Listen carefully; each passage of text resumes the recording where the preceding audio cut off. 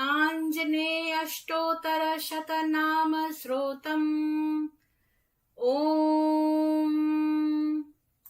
आञ्जनेयो महावीरो हनुमान् मारुतात्मजः तत्त्वज्ञानप्रदः देवी मुद्राप्रदायकः अशोकवनिकाच्छेत्ता सर्वमायाविभञ्जनः सर्वबन्धविमोक्ता च रक्षो विध्वंसकारकः परविद्यापरिहारः परशौर्यविनाशनः परमन्त्रनिराकर्ता परयन्त्रप्रभेदकः सर्वग्रहविनाशी च भीमसेनसहायकृत् सर्वदुःखहरः सर्वलोकचारी मनोजवः पारिजातद्रमूलस्थः सर्वमन्त्रस्वरूपवान् सर्वतन्त्रस्वरूपी च सर्वयन्त्रात्मकस्तथा कपीश्वरो महाकायः सर्वरोगहरः प्रभुः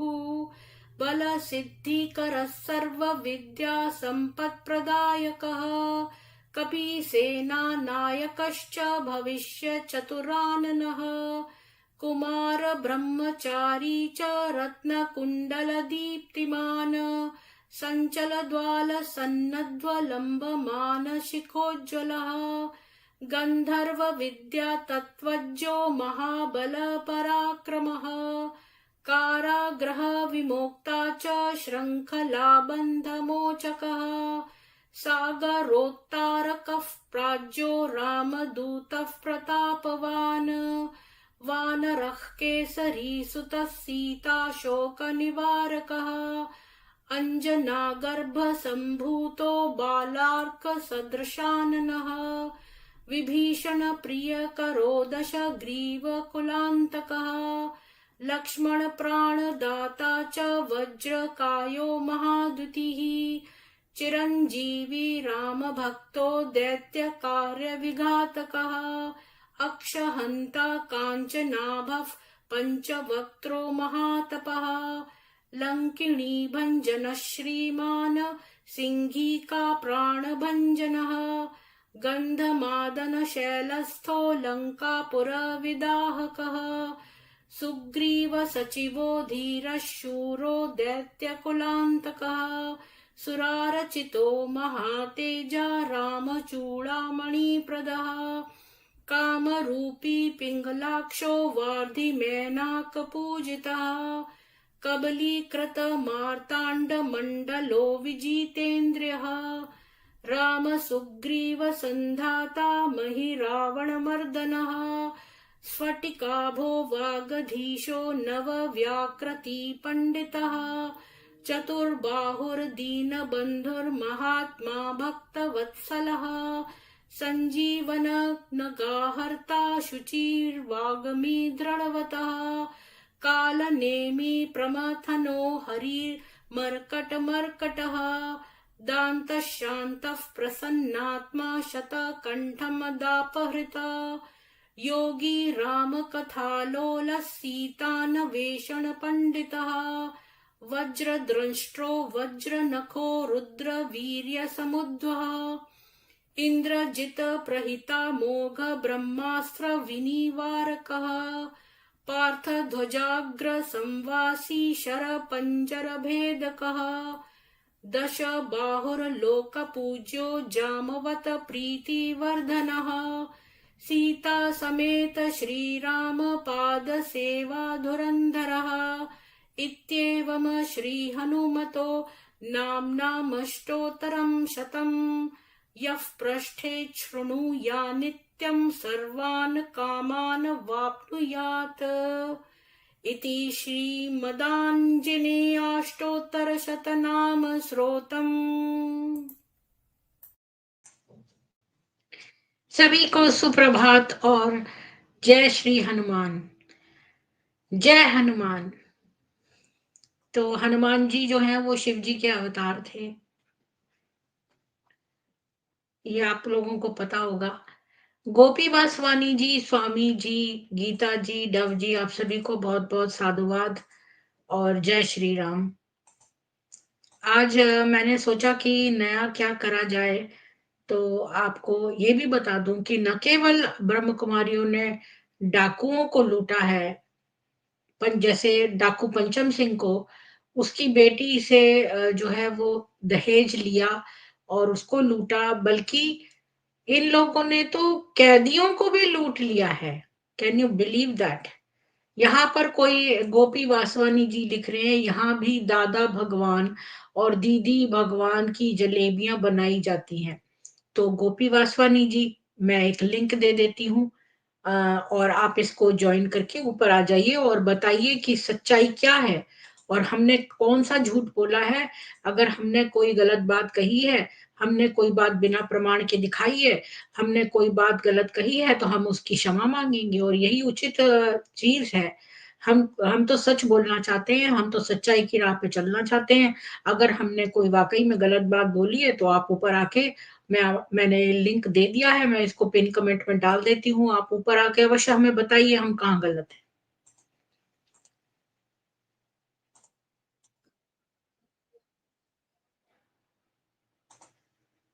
तो आप ऊपर आके बताइए, मैंने पिन कमेंट में डाल दिया है। और तो है, मैं शुरुआत करती हूँ। देखिए, मैं इस स्ट्रीम पर जो भी चीज़ बताती हूँ वो प्रमाण दिखा के बताती हूँ, क्योंकि किसी निर्दोष व्यक्ति पर हम कोई भी झूठा आरोप लगाएँ, इससे बड़ा पाप कोई नहीं है। मतलब मेरी नज़र में वो वाले पाप तो हैं ही, जो लोग मर्डर करते हैं, रेप करते हैं, वो सब तो है ही। लेकिन ये एक बहुत बड़ा पाप है, क्योंकि आप जीते जी किसी को बदनाम या उसके चरित्र को बदनाम करें, और अगर कोई बड़ा दैवीय पुरुष है, उसके लिए आप बुरा कहें, तो वो तो और भी बड़ा पाप है। तो अगर मैंने ऐसा कोई कार्य किया है जिससे कि जो कि झूठ है, तो मैं तो तुरंत अपने आप को करेक्ट करना चाहती हूँ। तो आप जो बीके ऐसा फ़ील करते हैं कि मैंने कुछ झूठ बोला है, तो आपका कर्तव्य बनता है कि आके मुझे करेक्ट करें। खाली ये नीचे से लिख देने से कमेंट कि हम जलेबियाँ बनाते हैं, ये सही नहीं है। मैंने तो आज तक जो भी चीज़ें दिखाई हैं, वो प्रमाण दिखा के बताई, और प्रमाण दिखा के ही मैं बात करती। बिना प्रमाण के मैं विश्वास ही नहीं करती किसी का, और प्रमाण भी ऑथेंटिक सोर्स से होने चाहिए, ये नहीं कि कोई भी कुछ कह दे। तो चलिए, मैं आज आपको बताती हूँ, और ये छोटी-सी स्ट्रीम है क्योंकि ये एक ही पेज की चिट्ठी है, जो एक कैदी ने लिखी है। आइए इस चिट्ठी को कैदी की पढ़ते हैं। तो मैं आपके साथ शेयर करती हूँ एक कैदी की चिट्ठी, जो कि मैंने भी पूरी नहीं पढ़ी है, उसकी राइटिंग भी कुछ ऐसे ही है, और कोई और आके पढ़ना चाहता है तो उसको भी स्वागत है। तो मैं आपको दिखाती हूँ पूरी चिट्ठी उसकी।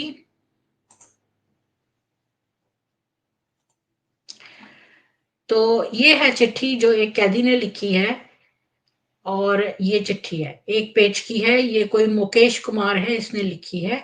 ये एक कैदी है, जेल में से लिख रहा है। अब यहाँ से देखते हैं, पूजनीय, पहले तो मैं यहाँ देख देती हूँ क्या लिखा है, राइट साइड को कुछ नहीं है, नहीं है, ऊपर से चलते हैं। ओम शांति, और ये चिट्ठी की तारीख है 7 जून 2007, 7 जून 2007। ओम शांति। पूजनीय जानकी बहन जी, अब यहाँ पर जनक बहन जी लिखा है, मेरे ख्याल में उसने जानकी लिखना चाहते हो, या कोई जनक अलग होगी। पूजनीय जनक बहन जी, ब्रह्म कुमारी आश्रम मॉडल टाउन सोनीपत। तो कोई जनक बहन जी हैं जो कि ब्रह्म कुमारी आश्रम मॉडल टाउन में है, सोनीपत में, उनके नाम लिखी है। निवेदन है कि मैंने सोनीपत जेल में ओम शांति का शिष्य हूँ। निवेदन है कि मैं सोनीपत जेल में ओम शांति का शिष्य हूँ। ओम शांति की वाणी मुझे बहुत अच्छी लगने लगी। मैं 2 बार पढ़ूँगी एक सेंटेंस, क्योंकि छोटी सी चिट्ठी है और किसी ने ना सुना हो ठीक से। ओम शांति की वाणी मुझे बहुत अच्छी लगने लगी। इतने में यहाँ के प्रचारक, जो सुबह आकर वाणी सुनाते थे, श्री रामचंद्र रोहिला, वकील के, अ, मुझे गुमराह करके मैं आपके केस को ठीक कर दूंगा। मतलब अब दोबारा से पढ़ती हूँ इस लाइन को। इतने में यहाँ के प्रचारक, मतलब इनको ओम शांति की वाणी अच्छी लगने लगी। इतने में यहाँ के प्रचारक जो सुबह आकर वाणी सुनाते थे, श्री रामचंद्र रोहिला वकील के मुझे गुमराह करके, कोई अब वकील सामने साथ में लेकर आया जिसका नाम था रामचंद्र रोहिला, जो उसको गुमराह करके मैं आपके केस को ठीक कर दूंगा, मुझे गुमराह करके मेरे घर जाकर 3,000 रुपए लेकर आए। तो यहां तक मुझे ये समझ में आया है कि ये एक कैदी है जिसका नाम मुकेश कुमार है। इसने एक चिट्ठी लिखी अपनी जेल से, जिसकी तारीख थी 6 जून 2007, और इसमें इसने लिखा कि मुझे ओम शांति की वाणी बड़ी अच्छी लगती थी, और इसने कोई जनक बहन जी हैं जो कि मॉडल टाउन सोनीपत में हैं, उनके नाम ये चिट्ठी लिखी, और इसने ये कहा कि मैं कि ये सोनीपत जेल में है और ये ओम शांति का शिष्य है, और इसको जो है वहां की वाणी बड़ी अच्छी लगती है ओम शांति की। और जो वहां का जो प्रचारक है वो सुबह रोज जेल में आकर इसको वाणी सुना के जाता है, जो इसे बड़ी पसंद है। और कोई एक दिन ये रामचंद्र रोहिला नाम के एक वकील को लेकर आया। उस वकील ने कहा कि वो जो है इसका केस जो है ठीक कर देगा। मतलब ये जिस केस में जेल में है, वो केस ये सही कर देगा। और इसके बाद ये वकील ना इस कैदी के घर पहुंच गया और वहां से 3,000 रुपए ले आया अपने मन से, बिना इन लोगों को बताए। और इसको झूठ बोल दिया क्योंकि इसने जो शब्द यूज किया है लेटर में वो है कि मुझे गुमराह करके। चलिए आगे पढ़ते हैं लेटर। तो कह रहा है कि इतने में यहाँ के प्रचारक जो सुबह आकर वाणी सुनाते थे, श्री रामचंद्र रोहिला वकील के मुझे गुमराह करके मैं आपके केस को ठीक कर दूंगा, मुझे गुमराह करके मेरे घर जाकर 3,000 ले कर आए, जिसका फायदा मुझे आज तक नहीं मिला। यानी कि इसका केस नहीं लड़ा, पर इसके घर से जाके 3,000 रुपए ले आया ये, इस कैदी के, जो कि इतना गरीब आदमी है, उसके घर से 3,000 रुपए ले आया, और कोई केस नहीं लड़ा और 3,000 लेके बैठ गया। और भी मेरे जैसे भाइयों से जेल में पैसे ले रहे हैं। देखिए इन लोगों की हिमाकत देखिए, मेरे जैसे भाइयों के जेल से पैसे ले रहे हैं। अभी मैंने सोचा खाली 3,000 ही तो लाया, पर ऐसे कई सारे कैदी हैं, 3-3 हजार सबसे लेगा तो कितने सारे हो जाएंगे। और भी मेरे जैसे भाइयों से जेल में पैसे ले रहे हैं, पैसे ले रहे थे रामचंद्र। ओम ये क्या लिखा है, ओम शांति की वाणी सुनाने आते हैं या वकील का पेशा अदा करने आते हैं। अच्छा, यही प्रचारक भी है और यही वकील भी है। ओ आई सी। तो ये कह रहा है कि ये ओम शांति या फिर ये कोई और को साथ लाया है, पता नहीं। ओम शांति की वाणी सुनाने आ रहे हैं या ये वकील का पेशा अदा करने आ रहे हैं। तो यही प्रचारक भी था और ये वकील भी था। इसने झूठ बोलकर कैदियों से 3-3 हजार, किसी से कुछ किसी से कुछ, इसके घर में जाकर 3,000 लेके आ गया ये, और इसका कोई केस नहीं लड़ा।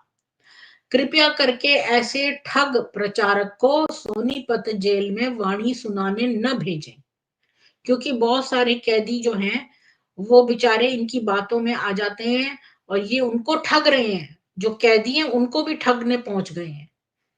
तो इसने एक चिट्ठी लिखी है कि भाई ऐसे लोगों को जेल में वाणी सुनाने न भेजें, ये लोग जेल में जा जाके वाणियां सुना रहे हैं। नोट, कृपा करके आप कृपया करके मेरे 3,000 रुपए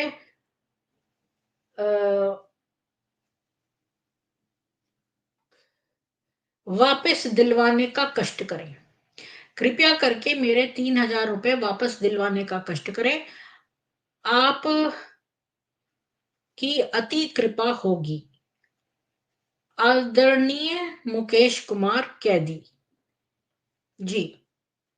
मैंने पूरी चिट्ठी पढ़ दी है। ये चिट्ठी एक कैदी ने सोनीपत जेल से लिखी है। जनक बहन को मॉडल टाउन सोनीपत में, और कहा है कि यहाँ पर कोई प्रचारक को ना भेजे। एक प्रचारक आता था, उसकी वाणी इनको अच्छी लगती थी, लेकिन वो जो है उसने इसको कहना शुरू कर दिया, क्योंकि वो पेशे पेशे से वकील था। रामचंद्र नाम था उसका, रामचंद्र वकील, और उसने इसको ये बोला कि भाई मैं आपका केस सॉल्व कर दूंगा। इसके बाद इसको बिना बताए इसके घर जाके 3,000 रुपए ले आया, और बहुत सारे कैदी जो जेल में हैं उन सबसे पैसे ले ले रहा है।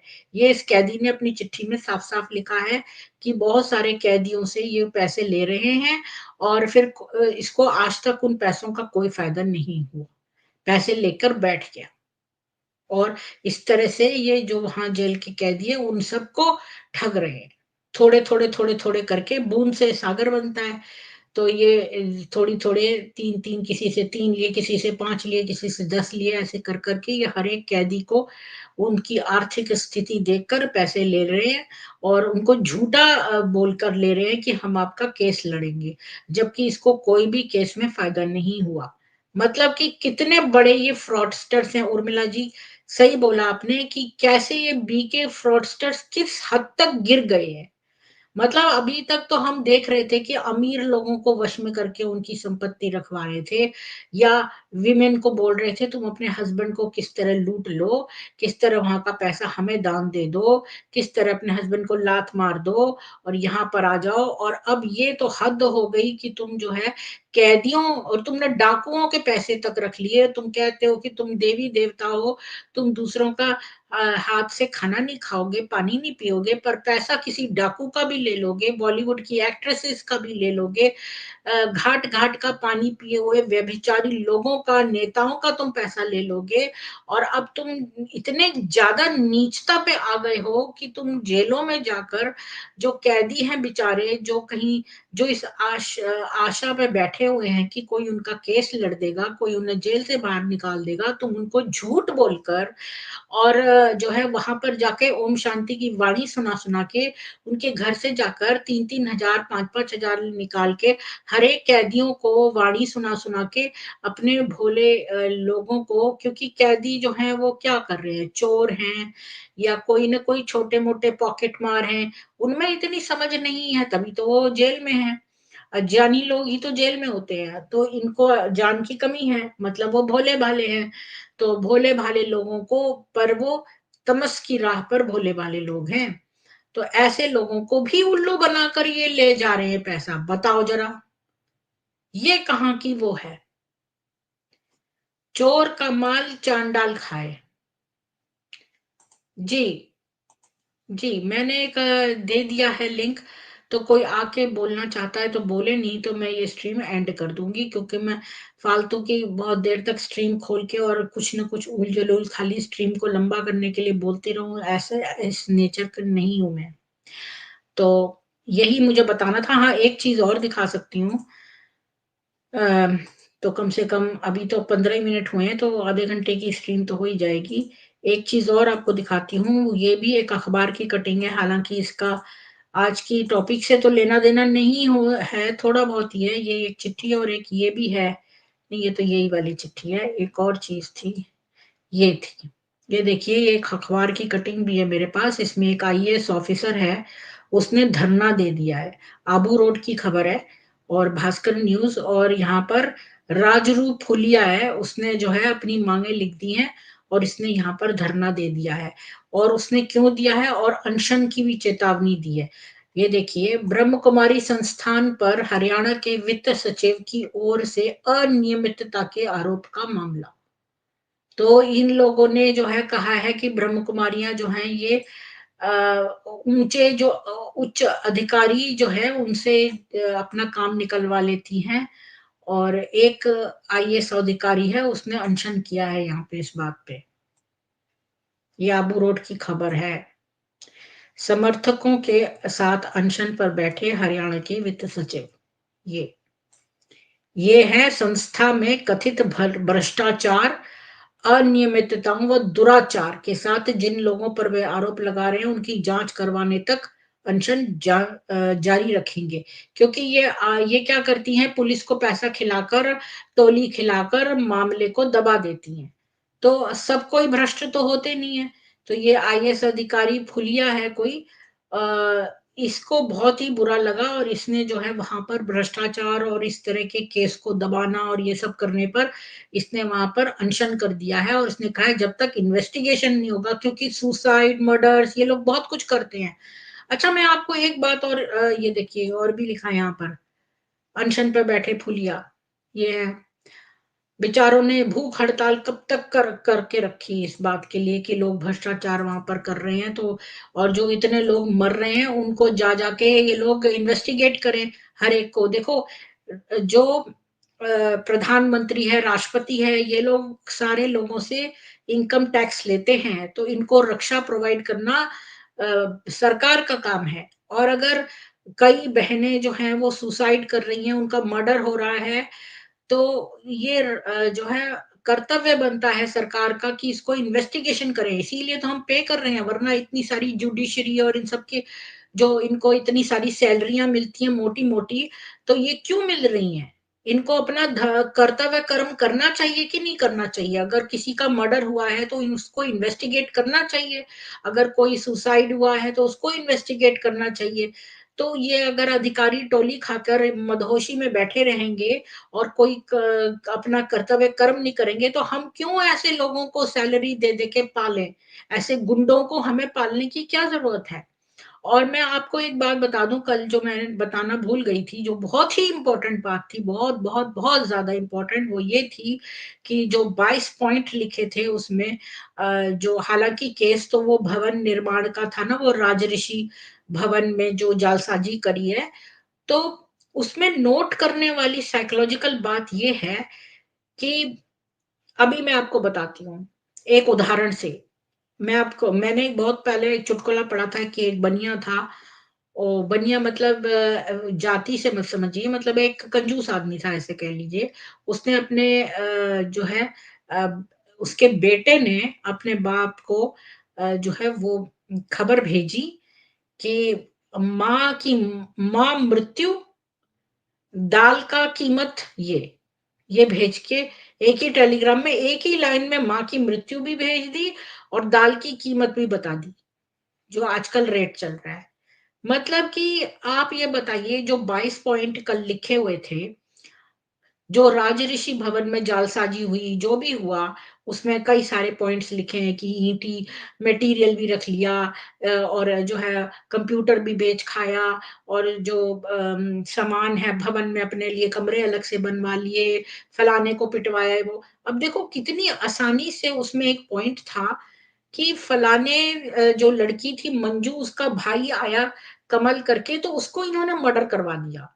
मतलब उसी चीज में ईंट पत्थर का भी रेट लिख रहे हैं कि कितने पैसे खाए कंप्यूटर बेच के, और उसी में लिख रहे हैं मर्डर भी कर दिया। मतलब ये कोई आम चीज हो गई है आजकल की। चलो चलो, इतनी सारी खबरें दे रहे हैं तो इसमें मर्डर भी लगा देते हैं। तो उन 22 पॉइंट में एक मर्डर की खबर थी। कितनी बड़ी चीज है किसी व्यक्ति की जान लेना। ये एक, देखिए, एक व्यक्ति चोरी करता है, कोई व्यक्ति झगड़ा करता है, किसी को थप्पड़ मारता है, कुछ भी है। एक चीज होती है चाकू लेकर किसी की हत्या करना। ये आम आदमी के बस की बात नहीं है। इसके लिए आपको एक सर्टेन लेवल ऑफ क्राइम के अंदर उतरना पड़ेगा, तब जाके आप हर आदमी कितनी भी फ्लाइट एंड फ्राइट सिंड्रोम में हो, वो किसी के चाकू उठा के किसी के अंदर मारने के लिए उसको बहुत बड़ा कलेजा चाहिए। ऐसे ही कोई किसी के अंदर चाकू नहीं मार देता या किसी का मर्डर नहीं कर देता। उसके लिए आपको एक बहुत घनघोर अपराधी होना पड़ता है। ये चीज अलग है कि किसी को धक्का दे दिया, किसी को ऐसे ही मार दिया, थप्पड़, या किसी को घूंसा मार दिया, किसी को कुछ कर दिया, भ्रष्टाचार कर दिया, ये चीजें अलग चीज है, और किसी की जान लेना तो बहुत ही अलग लेवल है। और इन्होंने जो 22 पॉइंट लिखे उसमें मर्डर भी लगा दिया। बताओ कि मर्डर वैसे ही है जैसे तुम्हारे लिए कि कंप्यूटर के पैसे बेच खाए, ये भी कर दिया, फलाना भी कर दिया, और साथ में ये भी है, मर्डर भी है। मतलब कि कितनी सारी बातों में तुमने वो बनिए वाला, जो मैं कंजूस वाला एग्जाम्पल देती हूँ कि उसने कहा माँ की मृत्यु, दाल की कीमत ये है, एक ही लाइन टेलीग्राम में भेज दिया पैसे बचाने के लिए। मतलब माँ की मृत्यु और दाल की कीमत एक साथ ही भेज दी। ये वो वाली बात है। तो कल किसी ने इस बात पर ध्यान नहीं दिया कि 22 पॉइंट जो इन्होंने लिखे, तो इनके लिए मर्डर करना एक आम बात हो गई है। मतलब ये एक इतनी लाइट बात है कि आपने सब पॉइंट में एक पॉइंट मर्डर का भी बना दिया है। कितनी बड़ी बात है ये, कितनी गहरी बात है। ये तो अपने आप में ही एक डिस्गस्टिंग और इतना हॉरिफिक क्राइम है, जो कि अपने आप से एक्सट्रीम रखने के काबिल है। आपने उसको 22 पॉइंटों में एक पॉइंट मर्डर भी ठूंस दिया। कितनी शर्म की बात है। मेरे से तो, मैं तो खुद सोच के हैरान हूं कि ये बात मैंने कल ही क्यों नहीं बोली, कि कितनी भयंकर बात आपने इसके बीच में ठूस दी है। 22 पॉइंटों के बीच में मर्डर ऑफ वन बॉय कि कितनी बड़ी बात है कि एक मंजू नाम की लड़की आई, उसके पीछे पीछे उसका भाई आया उसकी रक्षा के लिए, तो तुमने भाई को मार ही डाला और उसको अपने 22 पॉइंट के भ्रष्टाचार में लगा के रख दिया। यानी ये आम बात है ब्रह्म कुमारी में। कोई पूनम नाम की है, वो जो है मारने की वो धमकी देती है, साथ में मारने का प्रयास भी कर रही है। मतलब ये ब्रह्म कुमारियां अपने आप को देवता कहती हैं, पर ये तो नॉर्मल भी नहीं है। ये तो काफी लो है, ये तो क्राइम की रेंज में चली गई है, ये तो तमस में एक्सेल कर रही हैं।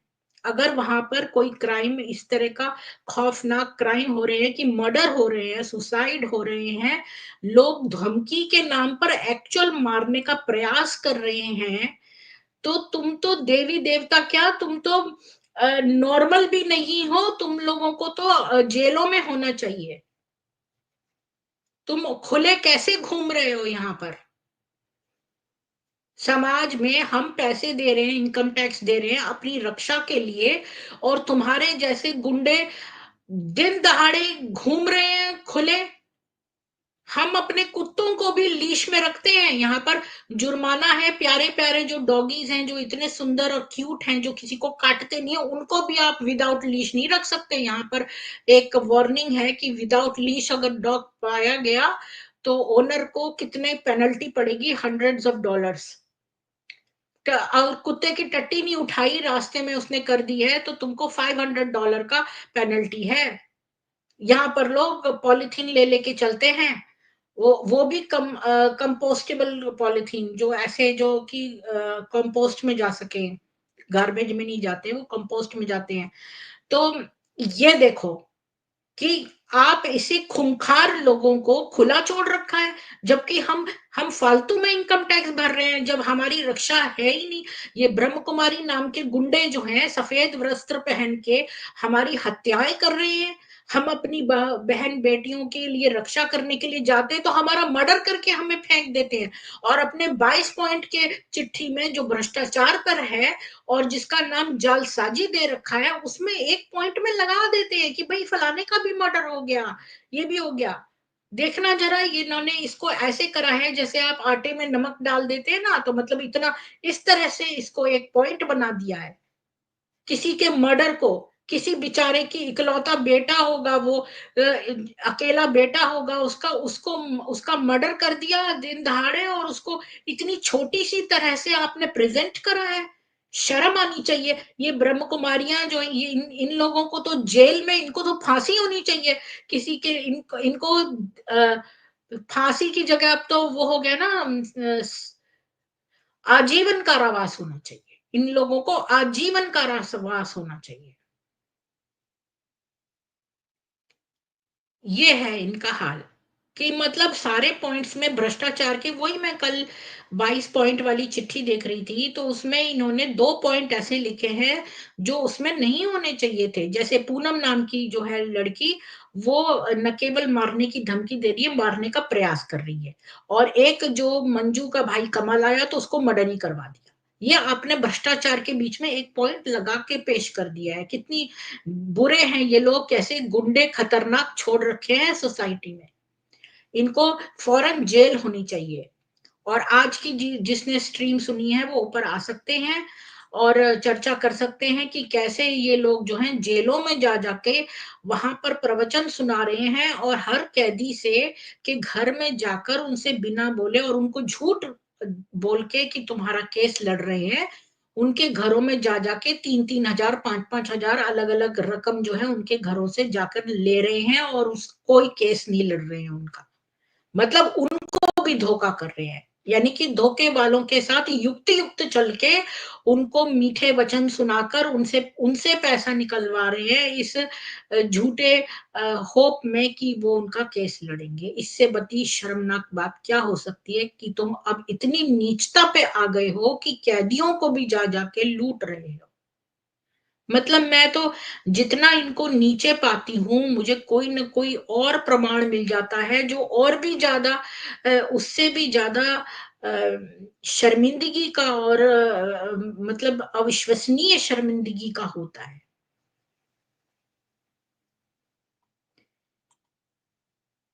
बिल्कुल।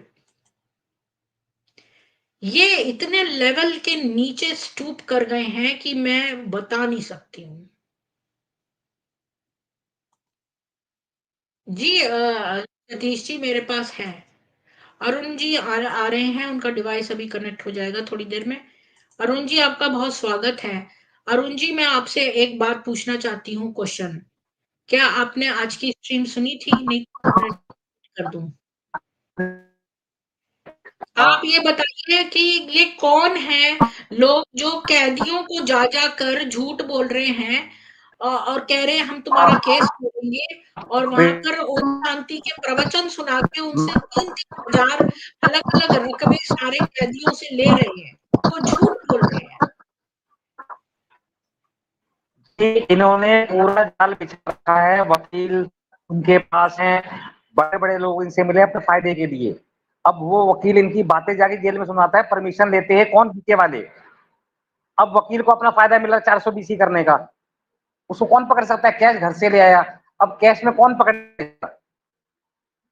और जो आप बात कर रही थी आर फूलिया की, तो आर फूलिया जी रिटायर हो चुके हैं, 70 साल की उम्र हो चुकी है। उन्होंने वो पानीपत वाले केस की ही आवाज उठाई थी और नीलिमा जी ने वो केस दबवाया था। तब नीलिमा जी को पता नहीं था कि क्या हो रहा है। और आर फूलिया जी को मैं कोशिश करता हूं आप स्ट्रीम में आए। और जो आप कल बता रही थी भारत भूषण, उस हाँ केस में ये भी इन्वॉल्व था, इनके एक हाँ एक इनके सेंटर की दीदी भी इन्वॉल्व थी। भारत भूषण खुद 1 महीना जेल रह के आया उस केस में, और वो दीदी भाग गई थी बेंगलोर, जिसका आप नाम ले रही थी। जी अरुण बाद जी में एक इन्होंने बात पैसा बताइए कि 22 पॉइंट जो कल जो राजऋषि भवन का जालसाजी थी, तो उसमें जो 22 पॉइंट थे उसमें मर्डर भी लगा दिया एक। मतलब मर्डर तो इटसेल्फ इतनी घृणित बात है कि वो तो आम आदमी से भी नीचे गिरी हुई है। तो उसमें 2 केसेस थे, एक तो पूनम नाम की कोई बहन है जो मारने की धमकी देती है और मारने का प्रयास भी कर रही है, और दूसरी बात एक मंजू नाम की लड़की की थी जिसको कि ये ले आया था भारत भूषण। कौन ले आया था वो? तो वो जो भी था मैं नाम भूल जाती हूँ, तो वो लेकर वहां चला गया था। तो उसके पीछे पीछे उसका भाई आया तो भाई को मर्डर ही करवा दिया। और ये पॉइंट 22 पॉइंट की जो भ्रष्टाचार की चिट्ठी में मर्डर भी ठूस दिया, ऐसे जैसे दाल में नमक होता है ना फिर लगा देते हैं। मतलब ये जैसे कि उसका मर्डर कोई वैल्यू ही नहीं रखता। एक लड़के की जान चली गई, आपने उसको मार दिया। आप किस मुंह से कह रहे हो आप देवी देवता हो? आप तो शैतान हो। आपको आजीवन कारावास होना चाहिए। आप सफेद वस्त्र में खुले कैसे घूम रहे हो? हम इनकम टैक्स किसके लिए दे रहे हैं? क्या इसलिए दे रहे हैं कि लोग हमें दिन दहाड़े मार जाएं और ये लोग सारे भ्रष्टाचार टोली खाकर पड़े रहें?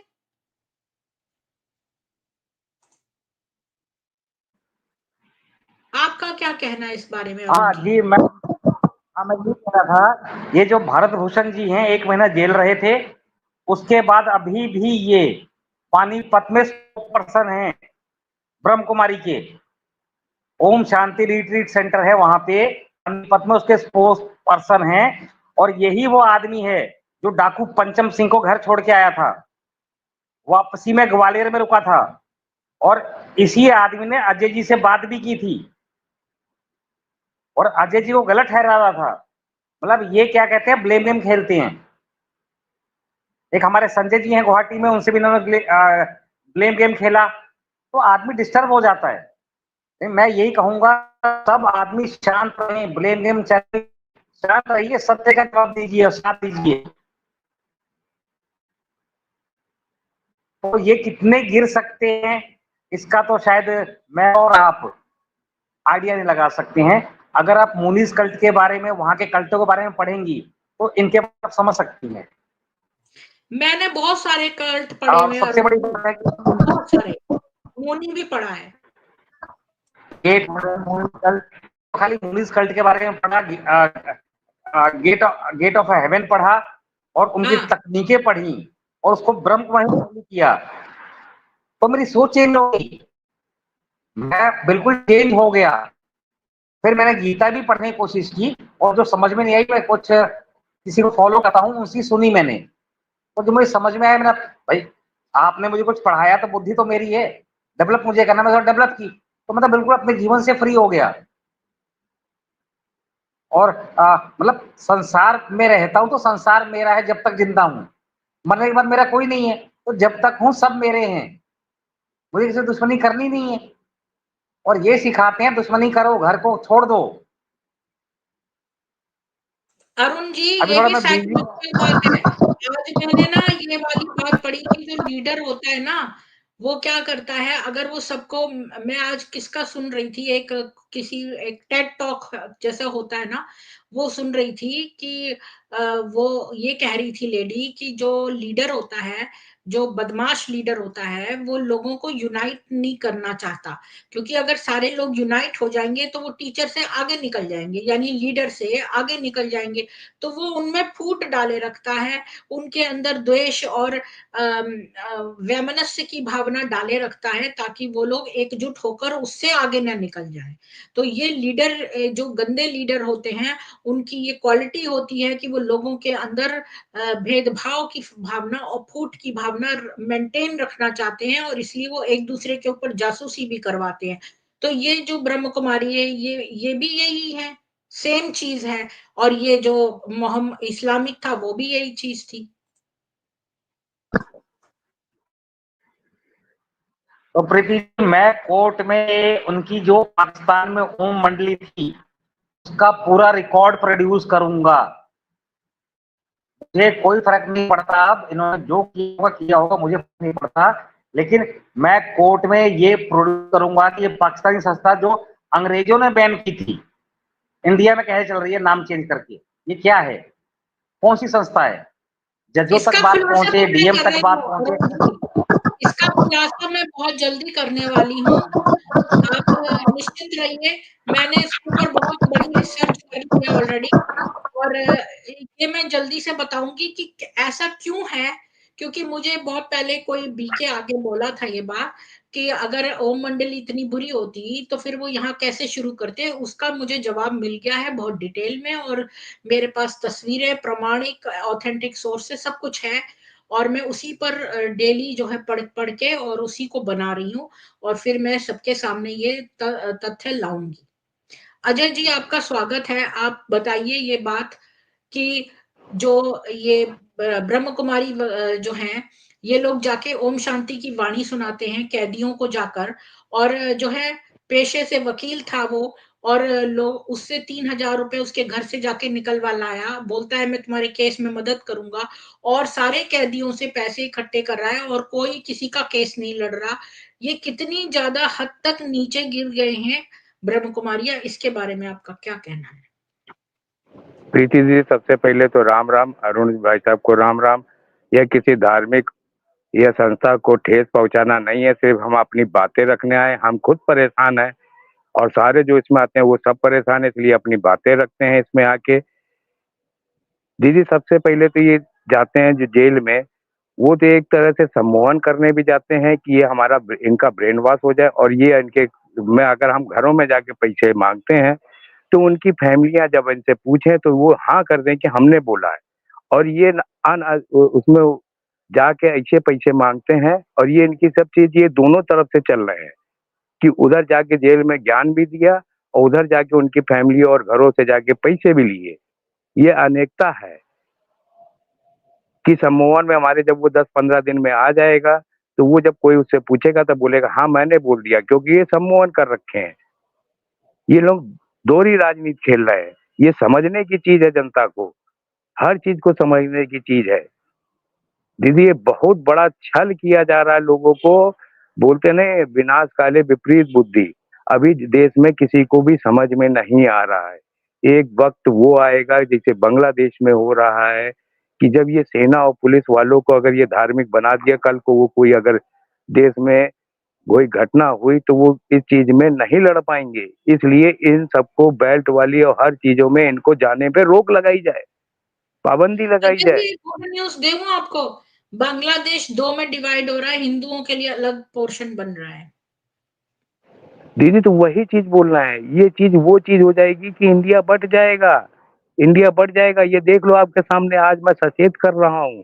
क्योंकि ये अगर किसी भी देश को बचाने के लिए सेना या पुलिस या कोई सीआरपीएफ या कोई भी बेल्ट वाली है, उस चीज संस्था में इनको अंदर जाने से रोकना चाहिए। उनको धार्मिक शिक्षा, वहाँ मंदिर है, गुरुद्वारे है, भजन होते हैं, हर मंगलवार को 1 घंटा पूजा होती है।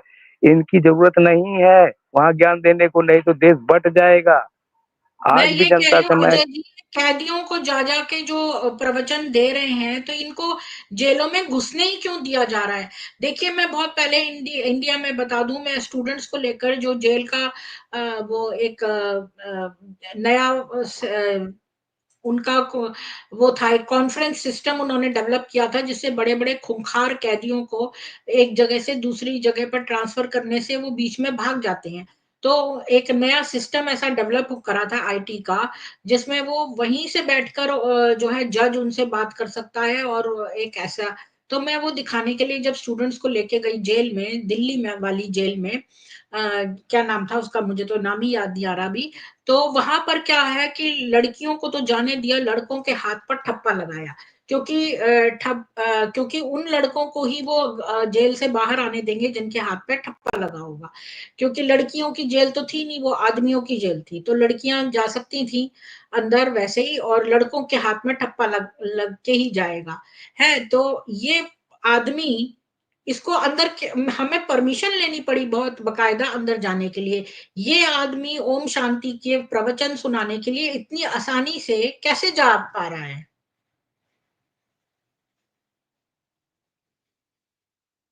ये बात नहीं किसी समझ। न किसी, दीदी ये किसी न किसी से इनके सिफारिश लेके और ये सब चीजें करके अंदर जा रही हैं। इसीलिए तो मैं बोल पुलिस रहा हूँ। मिली हुई है, और पुलिस मिली हुई है।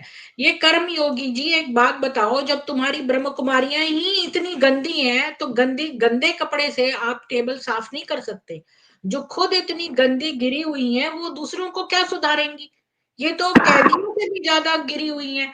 कैदी ने तो केवल एक व्यक्ति की चोरी की होगी, इन्होंने तो बहुतों की चोरी की है।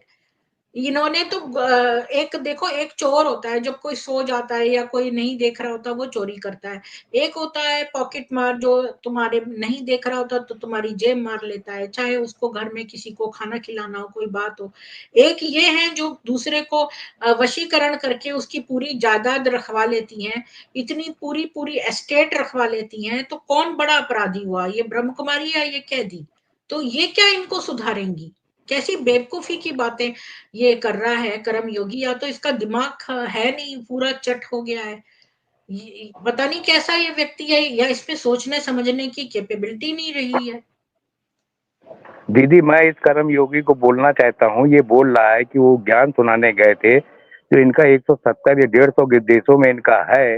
ये मोदी मोदी प्रधानमंत्री जी जब गए थे, तो इन्होंने वहां पे जाके ब्रह्म कुमारियों ने उद्घाटन किया, उनका सम्मान किया एयरपोर्ट पे जाके। तो ये वो हर देशों में पहले वहां पे क्यों नहीं रोक रहे हैं, उनको ज्ञान क्यों नहीं दे रहे हैं जाके, वहां ज्ञान क्यों नहीं दे रहे हैं? यहाँ जेल में कैदियों को क्यों ज्ञान दे रहे हैं? क्या वो वर्ल्ड के ये उद्धार करने के लिए निकले हैं, तो वहां वर्ल्ड में उनका नहीं है वो इंक्लूड? ये इस कर्म योगी मुसलमानों जी को से क्यों नहीं पूछिए। बना रहे? ये सारे काम हिंदुओं पर ही क्यों कर रहे हैं? निशा जी कह रही हैं, इसलिए बीके वाले कॉन्टेक्ट्स बनाने को सेवा का नाम देकर लोगों को ठगते हैं। बिल्कुल सही बोल रही हैं निशा जी। अरुण जी, और आपका ये क्या कहना है?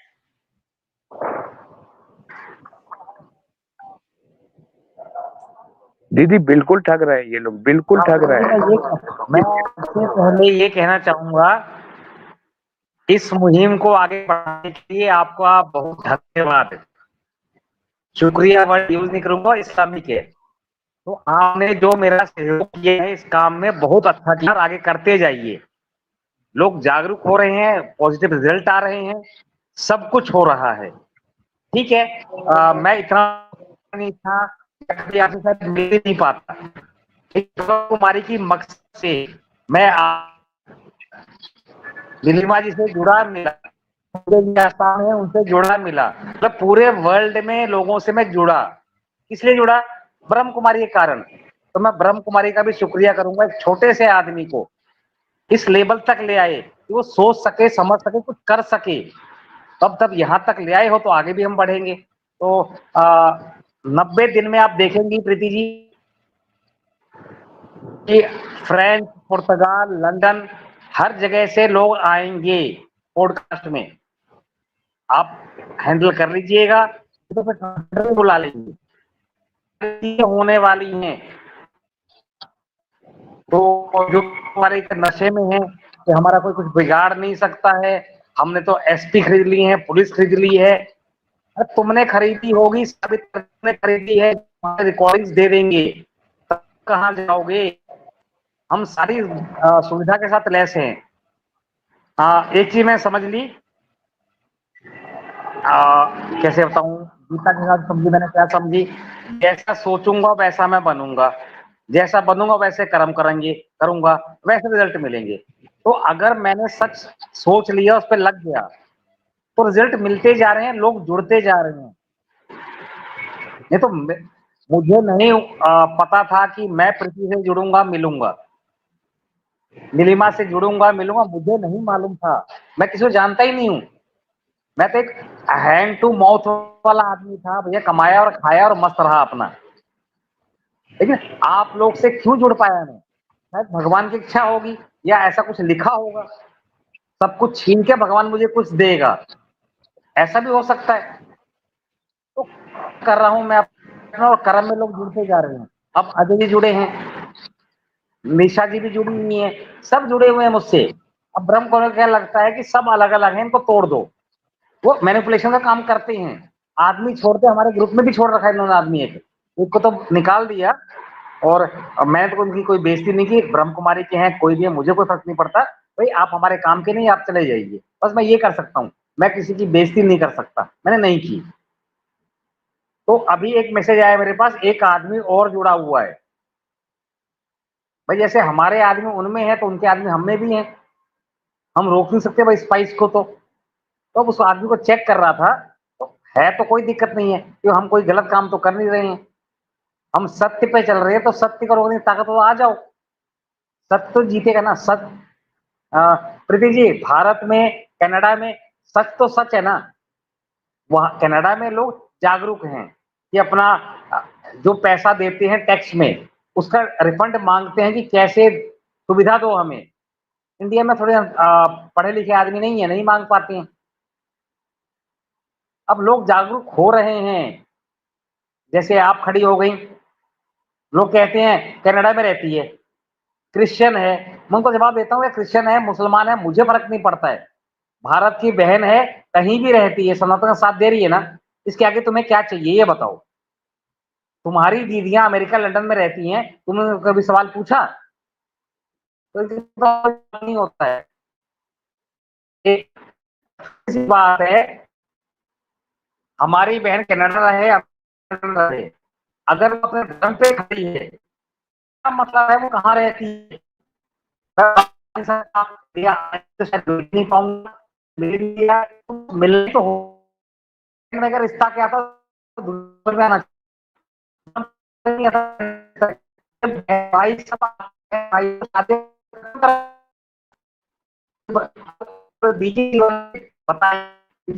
भाई जब शादी, क्वेश्चन और जो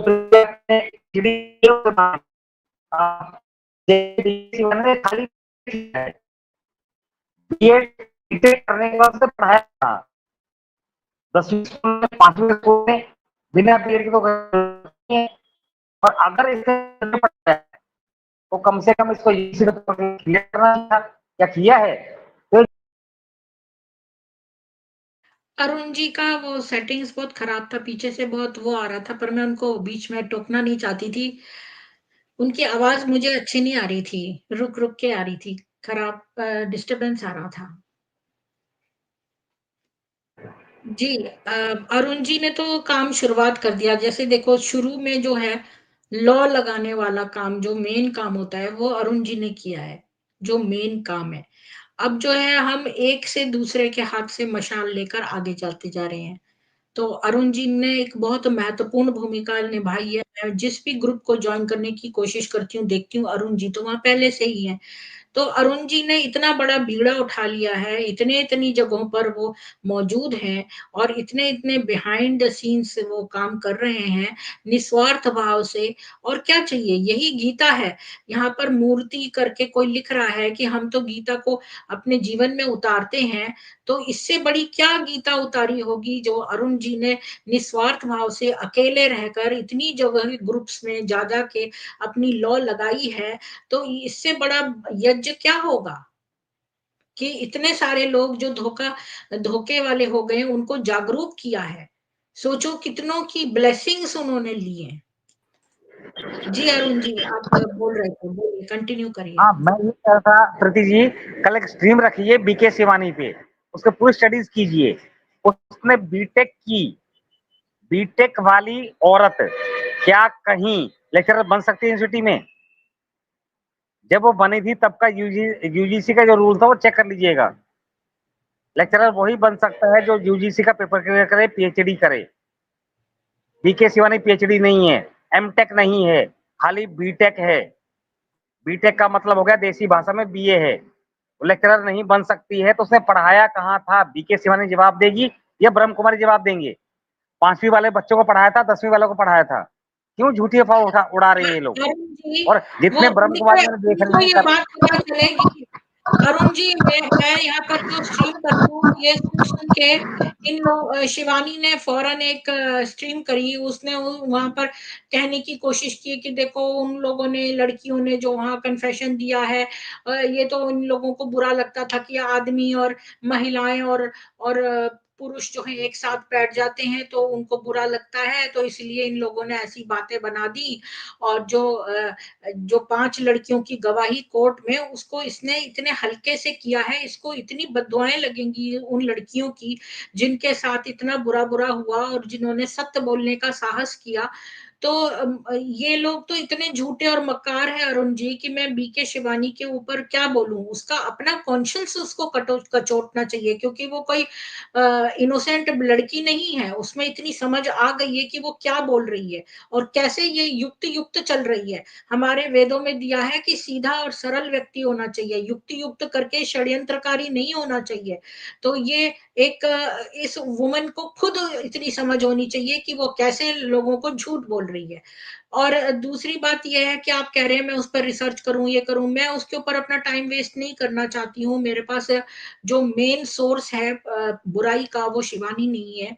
शिवानी तो अपने प्रवचन जो भी देती है मोटिवेशनल देती है। और देखिए झूठ तो इन लोगों में इतना भरा है कि अगर मैं ये बात कहूंगी ना कि वो बीटेक करके कैसे पढ़ा रही है, तो वो तुरंत एक झूठा एमटेक का फॉर्म ले आएगी, बोल देगी मैं एमटेक हूँ। मैं क्या कर लूंगी? जो झूठ, एक झूठ को छुपाने के लिए ये लोग 100 झूठ बोल लेते हैं और 100 झूठ प्रोड्यूस भी कर लेते हैं। तो मैं उस लाइन में जाना ही नहीं चाहती हूँ।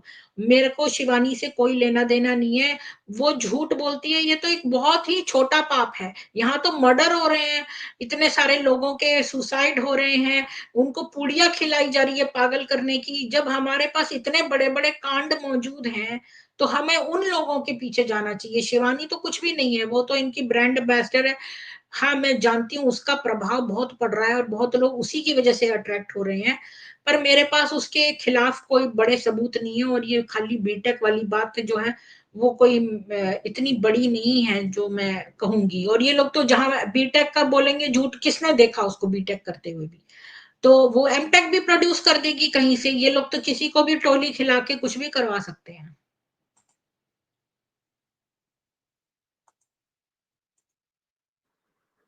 जी अरुण जी। चलिए मैं वो सब चेक करके एक-एक चीज़ फॉर्म दूँगा।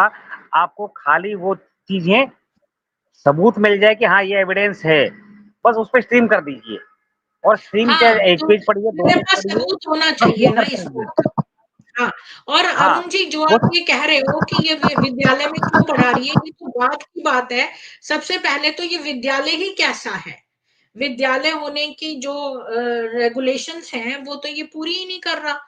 क्योंकि यहाँ पर कोई भी ट्रेंड नहीं है, शिवानी को छोड़ो बाकी सारी तो आयाएँ हैं या नौकरानियाँ हैं, तो क्या वो इस लायक हैं कि वो ये तो हिप्नोसिस भी करवा रही हैं, जो कि सर्टिफाइड नहीं है। अगर खाली ऐसी कोई उससे सर्टिफिकेट ऑनलाइन ले लो हल्का-सा, तो क्या आप ऐसे प्रोफेशनल हो जाते हो, जो आप लोगों को पास्ट लाइफ रिग्रेशन कराने लगो और उसमें ये लोग सजेशन भी देते हैं। तो ये तो बहुत बड़े-बड़े अपराध कर रहे हैं। तो ये तो बहुत ही छोटी-सी बात है, मतलब ये तो बेसिक बात तो ये है कि ये विद्यालय लिख ही कैसे रहे हैं इसको? ये तो किसी भी तरह से विद्यालय नहीं है।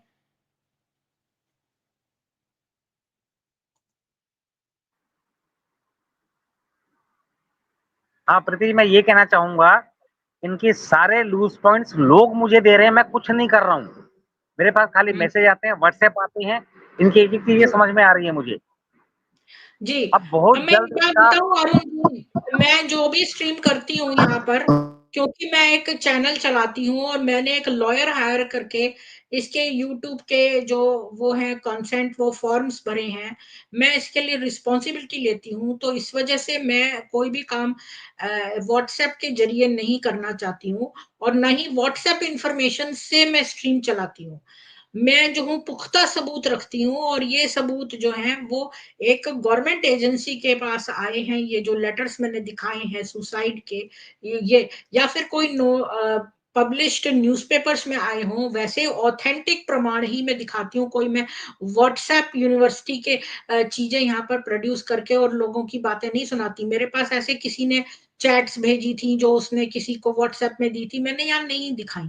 क्योंकि मेरे पास किसी बंगाली ने बहुत सारी चैट्स और ये सब भेजी थी बहुत पहले, मैंने नहीं दिखाई क्योंकि मेरा चैनल इतना लो क्वालिटी नहीं है कि मैं यहाँ व्हाट्सएप मैसेजेस के प्रमाण दिखाऊंगी। मैं ऐसे प्रमाण दिखाना चाहती हूँ जो गवर्नमेंट की तरफ से हो, जो कोर्ट की तरफ से हो या फिर जो मतलब पब्लिश्ड न्यूज़पेपर्स में आए हो। तो इस लेवल में और हर चीज का प्रमाण देके ही बात करूंगी, ताकि उलट के कोई मेरे तरफ कोई उंगली ना उठा सके। फ्रीडम ऑफ एक्सप्रेशन है यहाँ पर कनाडा में, लेकिन हम किसी को बेवजह में बदनाम नहीं कर सकते हैं। हमारे पास पुख्ता सबूत होने चाहिए, तो मेरे पास वो सबूत हैं। अरुण जी आप चिंता मत करिए, आपने जो हमें आशीर्वाद दिया है और हमें आप ही हैं जिन्होंने हमें ये लॉ लगाई है, तो आपका ही ये कार्य है, हम तो बस थोड़े-थोड़े वो हैं, तो मेरे पास काफ़ी सबूत आ गए हैं और मैं उन पर ठीक कार्य कर रही हूँ।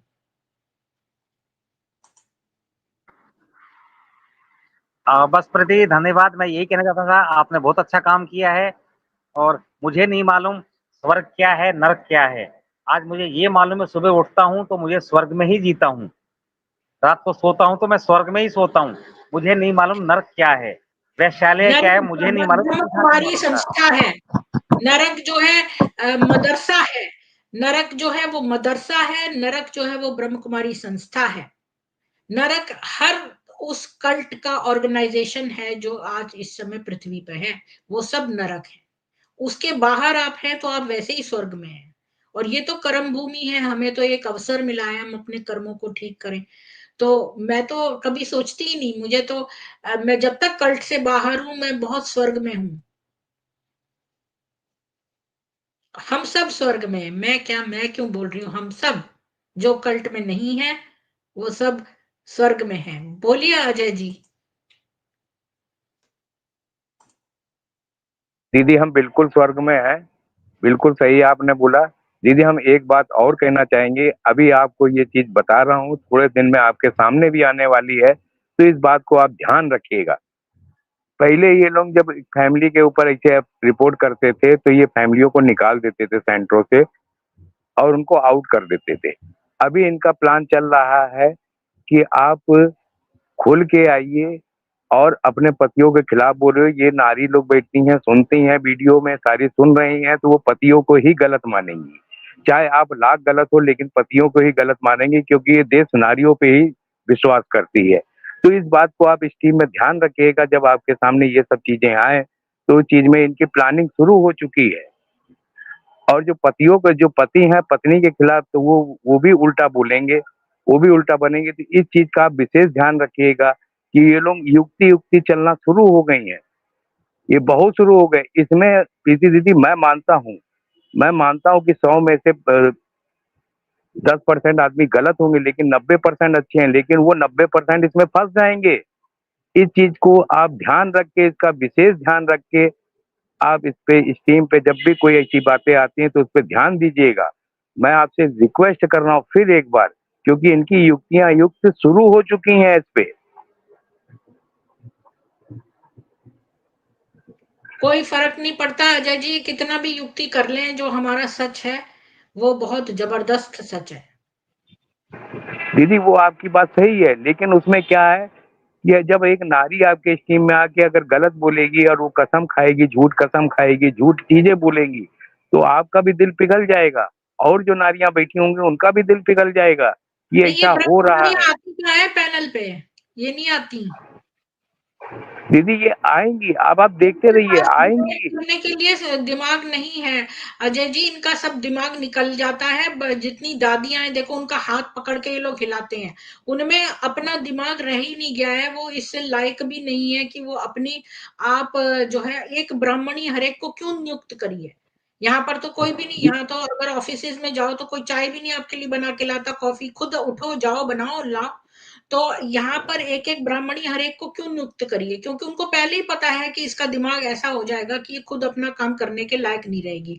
अपने पर्सनल काम हर कोई कर सकता है, पर इनको ऑलरेडी पता है कि आगे चल के क्या होगा। इन्होंने पहले ही उसके लिए प्रोएक्टिव प्लान कर लिया कि हर एक के साथ एक ब्राह्मणी रख दी कि भाई ये तेरे बाल काटेगी, यानी कि तुम अपने बाल भी बनाने की क्षमता नहीं रखती हो, तो तुम किस लायक हो। दीदी दीदी नहीं, आप नहीं समझी। इनका रिमोट है, इनका रिमोट है सेंटर की बहनजियों के पास में, जो कि इसमें समर्पित नहीं है, वो नहीं, क्योंकि समर्पित है, ये ला रहा है फैमिली और फैमिली, जिसके हस्बैंड और वाइफ हैं उनको लाएंगे, क्योंकि रिमोट है, वो जो बोलेंगी वो आगे करेंगी।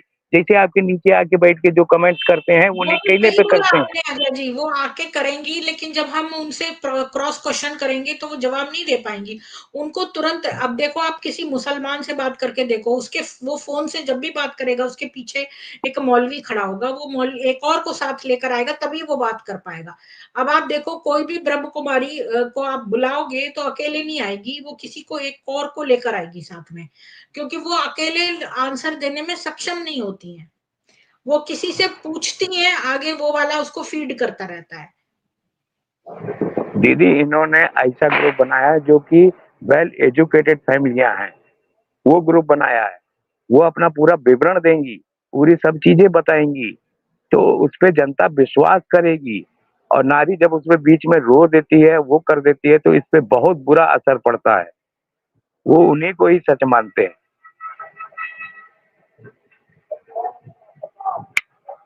अब मत चिंता करिए इतनी ज्यादा अजय जी। निशा जी बोल रही है जो दीदी पति हम पत्नी भाई बहन होना चाहते हैं वो बीके संस्था ज्वाइन कर लें। बिल्कुल, ये अपनी बातें शुरू में नहीं बताती, हमें बस यही काम करना है कि इनका सच, इनकी ही मुरलियां सामने लानी है। और फिर इनसे बोलो क्या आपकी मुरली में ऐसा नहीं लिखा है, फिर देखो ये क्या बोलती हैं, हाँ या ना। क्या ये अपनी मुरली झुटलाएंगी। दीदी नहीं, उस समय हम आपको बताते हैं, सिर्फ 2 क्वेश्चन पूछना कि आपने अपने अपने लेख राज को, जिसके अंदर से विश्व आते हैं, उसको साजन मान लिया है, और अपने पति को क्या मानती हुई, ये 2 क्वेश्चन सबसे पहले पूछिएगा, पति सबसे तो पहले वही पूछिएगा। होगा। देखो अजय जी, ये तो आपने बड़ा सिंपल सवाल पूछा है, वो तो कहेंगी पति तो ईश्वर ही है और दूसरा लौकिक कुछ भी नहीं है, बाकी सब भाई बहन दीदी है, क्योंकि हम सब एक ही पिता की संतान है। लो मैंने तो आंसर फिर कर दीदी, दिया। तो फिर ये जो, नहीं नहीं दीदी आपने आंसर कर दिया, अब मेरा आप ही जवाब दीजिए। तो ये हम्म, बच्चे हुए तो पापा किसको बोलेंगे, मामा किसको बोलेंगे? बच्चे नहीं होंगे, हमें क्या चूहे चूहिया पैदा करने हैं। मैं ब्रह्म कुमारी की तरफ जो से जवाब जिसके दे हैं, रही हूँ। आप पूछिए। जिसके हैं वो किसके बच्चे हैं, उसको किसको पापा बोलेंगे, जिसके परम किसको पिता मामा बोलेंगे? परमेश्वर के बच्चे हैं, वही पाल रहे हैं। तो नहीं, उस किसको पापा बोलेंगे और किसको मामा वो बोलेंगे? इससे फर्क ही नहीं पड़ता कि वो किसको पापा बोले। ये सब लौकिक में तो किसी को भी पापा बोल दो, जो उसके पापा हैं उसी को बोलेगा, लौकिक पिता हैं वो। तो दीदी फिर क्यों हुआ? फिर जब भगवान से शादी कर रखी है तो फिर भगवान को ही बोले ना पापा, फिर मामा ही बोले ना, रिश्ता ही बदल देना, दुनिया के सामने उजागर हो ना वो चीजें, उजागर हो ना, फिर ये 7 फेरे बंद हो ना वो दुनिया में, कोई और वो 7 क्वेश्चन फेरे पे बंद हो ना। पलट देगी बात। अभी आप देखो, जब ये लोगों को कॉर्नर करो किसी के क्वेश्चन पर, जब भी इनको कॉर्नर करो तो ये क्या करते हैं, डायरेक्शन चेंज कर देते हैं, यानी ये बात बदल के कोई और बात करने लगेगी। अब देखो, आपने नोटिस किया, ये जो ब्रह्म कुमार यहाँ पर नीचे बैठे हुए हैं, ये क्या करते हैं, हमारा कोई भी टॉपिक हो, ये अपना टॉपिक जो भी रट के आए हैं, जो भी उल्टी रट के आए हैं, वो यहाँ लिखते हैं और फिर लिखते रहते हैं बार बार बार बार, प्रोवोकेटिव उल्टी, जिससे कि हमारे जो हिंदू सनातनी भाई बहन हैं वो प्रवोक हो जाएं और फिर वो इनके साथ बातचीत करने लग जाएं। और ये हमारे जो टॉपिक से रिलेटेड नहीं लिखेंगे, ये इनके पैंतरे हैं।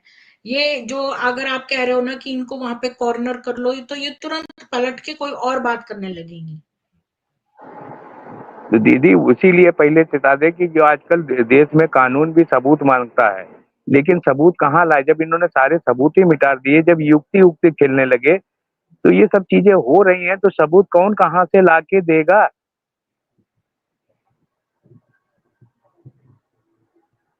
आदमी के साथ एकदम से धोखा हो जाए दीदी, तो सबूत वीरेंद्र कहाँ से देगा जी, इनको? ऊपर आओ ना। आप नीचे क्या लिख रहे हो? आप ऊपर आइए, हम आपसे बात करेंगे। हमने एक दुकान खोली है, बीके ने, नीलिमा ने, इसने उसने, क्या लिखा है मेरे को तो कुछ समझ ही नहीं आ रहा। मैंने एक लिंक दे रखा है, आप ऊपर आके बात करिए आराम से, हम आपसे बात करेंगे। नहीं दीदी, ये बिल्कुल सही बोल रहा है। हम लोग ने दुकान खोल रखी है, ये होलसेल ठेकेदार हैं, ये देश के सब विदेशों सबके ठेकेदार हैं ये। हमने बात तो ये दुकान खोल रखी। जैसे इसकी आंखों में, ये बोलते हैं ना, इसकी आंखों से जो दिखता है वही तो ये देखेगा, इसकी आंखों में यही दिखता है। दिखता नहीं है हमें दीदी, तो ये लड़ते ही होलसेलर है। नहीं वीरेंद्र जी, हम नहीं किसी से लड़ते। हम नहीं किसी से लड़ते, और हम लोग ज्योग्राफिकली बहुत डिस्पर्स्ड हैं। मैं कहीं और हूँ कनाडा में, ये इंडिया में है, आप कहीं और है मुझे नहीं पता, तो हम लोग मिल नहीं सकते हैं। तो हम जो है एजुकेटेड लोग हैं, हम कोई अशिक्षित लोग थोड़ी हैं, ब्रह्म कुमारियों की तरह जो पुड़िया आटे में मिला दें या घूसा मार दें किसी को या मरवा दें चुपचाप, टोली खिला के पुलिस वालों को भ्रष्टाचार से दबा दें केस को। ऐसे हम नहीं काम करते हैं। हम जो अपना फेस दिखा के आते हैं यहाँ पर, आप भी ऊपर आ जाइए पैनल में, शिक्षित लोग विद्वान लोग जैसे बात करते हैं वैसे करेंगे। विचारों में मतभेद हो सकता है, पर मनों में मतभेद नहीं है। हमारा आपसे कोई द्वेष नहीं है। हम तो पूरी वसुधा को ही एक कुटुंब समझते हैं। आप आइए ऊपर, बात करिए। दीदी ये लोग कंपनी है, हम दुकानदार ये होलसेलर है, इनका ब्रांड हम नहीं खरीदना चाहते हैं, तो इन्हीं के ब्रांड को तो हम जाहिर कर रहे हैं कि ये ब्रांड खराब है। तो इनकी कंपनियों को क्यों दिक्कत हो रही है? जब हमने बोल दिया है कि ये ब्रांड खराब है, हम नहीं बेच सकते, तो ये क्यों पीछे पड़े हैं? क्यों इनको तकलीफ हो रही है? ये अपने दूसरी जगह ब्रांड चलाए, दूसरी जगह दुकान ढूंढे, इनको हमारी दुकानों से मैं क्या जो मतलब है? मैं तो आपको जानती ही नहीं हूँ, मैं क्यों आपको जिसका कोई इज्जत होती है उसी को तो बेइज्जत किया जाता है। जब आपने संस्था ज्वाइन कर ली है तो आपने अपने रिस्क पर ज्वाइन की है। तो अब इज्जत तो आपके अपने हाथ में है ना। संस्था ज्वाइन करने से पहले आपको सोचना चाहिए था। तो जो संस्था की बुराइयां हैं, जब आपके सामने आएंगी, तो ये पर्सनल बात नहीं है, ये तो संस्था की बात है। तो आप ऊपर आइए, अगर आप संस्था को इतने अच्छे से जानते हैं तो हमें भी मार्गदर्शन करिए। हमारा क्या पता हम गलत बोल रहे हो, तो आप हमें सही करिए ना आके ऊपर, प्रमाण दीजिए हर एक बात का। हम भी तो प्रमाण से बात कर रहे हैं।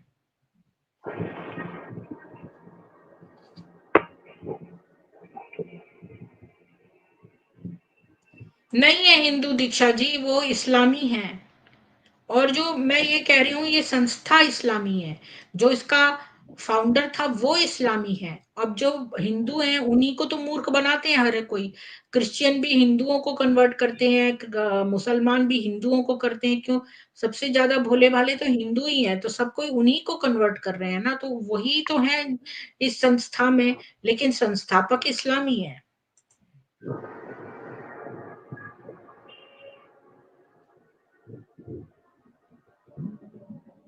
जी, तो अजय जी मैं तो आज इतनी दंग रह गई कि इन्होंने जो गरीब कैदी हैं उन तक को नहीं छोड़ा, पॉकेट मारो, उनसे भी पैसे चुरा रहे हैं झूठ बोल बोल के। हद हो गई। दीदी ये पैसे चुरा कहाँ रहे हैं? इन्होंने तो कुछ मांगा ही नहीं है। लूट रहे हैं, इन्होंने लूट कैदी से, दीदी इन्होंने कैदियों से कहाँ मांगा, उनके घरों में जाके मांगा है। उन कैदियों से हाँ, मांगा होता तब तो ये सनातनी होते। जो ये नीचे बैठ के बोलना है हम तो सनातनी हैं। अरे सनातनी है तो ये फिर बच्चे और शादी क्यों बंद करा रहे हैं? क्या सनातन में ऐसा होता है शादी बंद कर दो, बच्चे बंद कर दो? तो फिर सनातनियों को जो सब आज चीजें का बंद कर टॉपिक दो। है ना, कैदी वाला टॉपिक है, उस पर आपको कुछ बोलना है तो बोलिए। तो दीदी वो तो ऐसे करेंगे ही। उन्होंने वहां कैदियों से पैसे नहीं मांगे, उनके घर को मांगा। तो अब इसी से अंदाज लगा लो कि कितना बड़ा धोखा है। वहां किसी से और दूसरे उसके घर में जाके कुछ और मांग लिया। तो इससे बड़ा अनादर क्या हो सकता है? अब ये तो सतीश, सब जनता को समझ में आना चाहिए। बिल्कुल सतीश जी, आप जो कह रहे हो BK management has no ethics, ये तो बहुत दूर छूट गया। ये तो आम लोगों के लिए है कि हम एथिकल नॉन एथिकल बात करते हैं, ये तो क्रिमिनल है, ये माफिया है। इन्होंने मर्डर को भी ऐसे भ्रष्टाचार के 22 पॉइंट में मर्डर का पॉइंट भी चला दिया। सोचो कि इनके पास अब ये संवेदनशील नहीं रह गए, ये नंब हो चुके हैं। मर्डर हो कुछ भी हो इनको कोई फर्क नहीं पड़ता, इनके लिए वो भी भ्रष्टाचार, उसमें ही मर्डर भी लगा दिया। मतलब अब ये इतने ज्यादा नंब हो गए हैं कि कोई मरे जिए इसको इनको नहीं फर्क पड़ता, इनको कोई भी उसका दीदी दुख नहीं है। तो ये एथिक्स की बात नहीं रह गई है, अब तो ये क्राइम में बहुत आगे हैं। एथिकल नॉन एथिकल तो बहुत एवरेज पर्सन सोचता है, ये क्रिमिनल है। दीदी अब एक चीज इसमें ध्यान रखिएगा। जो आपने अभी बोला कि उस बहन ने अपने सगे भाई को बुलाया। जब सगी बहन ने अपने भाई को मरवा दिया, नहीं अपने नहीं, भाई आपने को गलत मरवा दिया। कहा, आपने गलत सुना। अजय जी, बहन ने नहीं मरवाया, बहन को जो है, दोबारा से मैं आपको वो चिट्ठी दिखाती हूँ, मेरे पास वो चिट्ठी मौजूद है। रुकिए एक सेकेंड, ये देखना पड़ेगा कि वो कौन से पेज में था, तो मैं एक सेकेंड दिखाती हूँ। तो बहन तो गई थी, उसके पीछे लपक रहा था वो ब्रह्म कुमार, तो भाई उसका आ गया अपनी बहन को बचाने के लिए, तो भाई को पीछे से मरवा दिया। ये है, तो मैं आपको दिखाती हूँ, देखो ये है पहला पेज, इसमें तो नहीं होगा, और दूसरा पेज ये है, और इसमें देखो इसमें था क्या। हाँ ये देखिए यहाँ पर लिखिए, राजपाल जैसे डिफॉल्टर भ्रष्ट नीच आदमी को सहयोग देके मर्यादाओं का उल्लंघन करने तथा मंजू को सेवा के बहाने लाकर, यानी कोई बीके बहन थी मंजू, उसको सेवा के बहाने इस वाले सेंटर पे ले आया राजपाल को पीछे लगाने, यानी कि राजपाल को उसके पीछे लगवा दिया इसने। तथा उसके भाई कमल द्वारा ऐतराज करने पर, पता उसके भाई ने ऐतराज किया इस बात पर, तो षड्यंत्र रचा और इन चारों ने कमल को मर्डर करवा दिया। दीदी आपकी दीदी आपकी बात बिल्कुल सही है। और मेरी बात आपने पूरी सुनी नहीं कि वो बहन ने ब्रह्म कुमारी में होने के बाद इनके खिलाफ पुलिस में केस क्यों नहीं किया? और अपने भाई के लिए लड़ी क्यों नहीं कि आपने एक मेरे बात भाई को मार बताइए, दिया? चार बंदे आपकी आंखों के सामने, एक आपके भाई को, आप एक अबला हैं, सबला हैं, जो भी हैं, आपके सामने आपके भाई को चार लोगों ने पकड़ के मार दिया, तो क्या आप मुंह खोलेंगे उस समय? अब तो आपका भाई दीदी भी नहीं, मैं अब तो आप उस लड़की के उससे सोचिए ना, आप तो एक सैनिक की दृष्टि से देख रहे हैं, आप उस लड़की की दृष्टि से देखिए जिसके भाई की हत्या करवा दी उसके सामने। अब उसके घर में कोई नहीं होगा, हो सकता है उसका भाई ही था उसके घर का, और कोई भी नहीं है। अब वो लड़की जो है वो डिप्लोमेसी से काम लेगी, अपनी सर्वाइवर स्किल्स रखेगी, या वो सबके सामने जाके ये बोलेगी? जब ये 4 लोगों को वो कुछ नहीं कर पाए और उसकी आँखों के सामने उसके भाई का मार डाला, तो वो तो चुप रही, तो उसने इंटेलिजेंस का काम किया है। दीदी आप बिल्कुल गलत बोल रही हैं। जब पुलिस थाना बना हुआ है इसीलिए बना है, नहीं, ये उसको दूसरे पता की है तो ना रिस्पेक्ट कि वो लोग पुलिस में कुछ नहीं करते। मैंने अभी दिखाया ना वो नहीं बेड एरिया था उसमें वहाँ पर अनशन पर, दीदी वहाँ नहीं पर लोग गोली खाकर पड़े रहते हैं। दीदी मैं उसी चीज को जागृत करने के लिए बोल रहा हूँ। तो वो बहन क्या है जो अपने खून से पैदा हुई, इतने साल साथ में रही, इतने साल आंखों से देखती रही और सामने गया।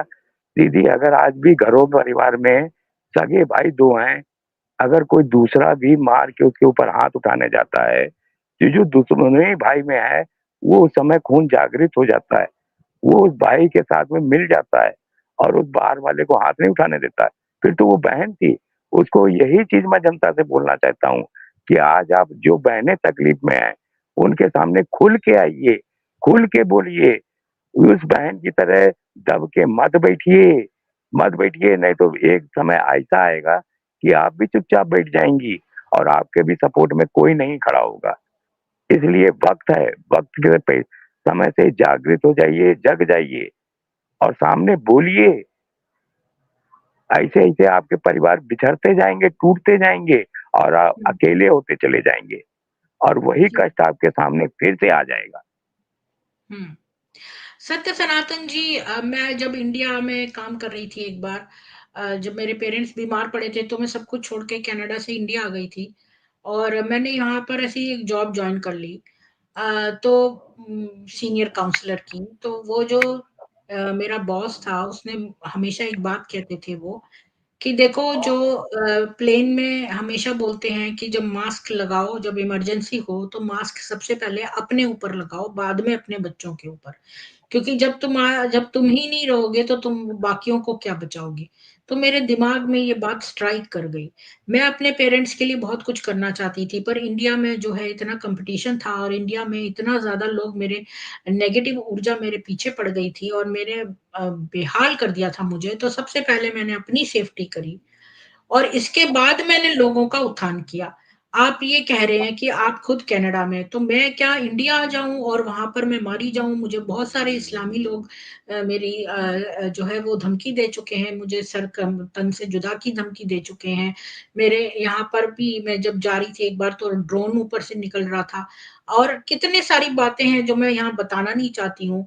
तो क्या मैं अपना रिस्क करके इंडिया में आके कौन-सी मैं मेरे पेरेंट्स भी अब नहीं रहे इंडिया में, तो आप जो ये बात लिख रहे हैं कि मैं यहाँ खुद कनाडा में, तो मैं जितना भी कर सकती हूँ, अपने सर्वाइवर पहले अपने आप की सुरक्षा करके फिर मैं दूसरे सनातन की जो है लिए जो भी कर सकती हूँ, वो मैं पूर्ण रूप से कर रही हूँ, अपनी जॉब छोड़कर बैठी हूँ और यहाँ पर ये इतने घंटे देती हूँ डेली, तो मैं जो जितना मेरे में सामर्थ्य है, उतने मैं कर रही हूँ।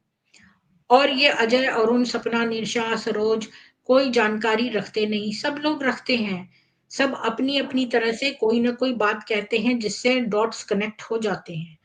ये बात आपको नहीं पता, किसी का एक्सपीरियंस थोड़ा होता है, किसी का ज़्यादा होता है, लेकिन जो थोड़ा होता है वो भी ज़रूरी नहीं है कि वो महत्वपूर्ण नहीं होता क्योंकि पज़ल के लिए आपको सारे पीसेस चाहिए होते हैं। जब आप एक पज़ल जोड़ते हैं तो छोटे से छोटे पीस के बिना वो पज़ल पूरा नहीं होता और सिर्फ़ कुछ से कुछ बोल के टाइम पास। तो अगर आपको टाइम पास लगता है तो आपको यहाँ बैठने की ज़रूरत नहीं है, हमने कोई ज़बरदस्ती नहीं की है आपके साथ।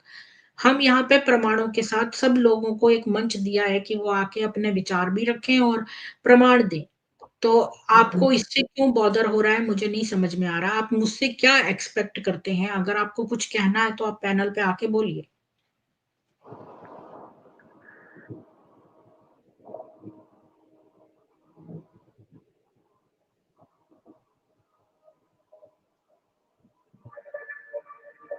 जी,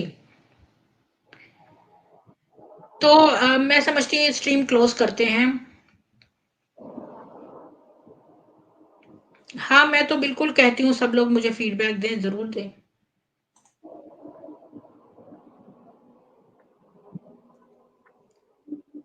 अशोक क्या है मालूम है? अशोक तो कुछ नहीं होता, अशोक होता है, अशोक का पेड़ होता है।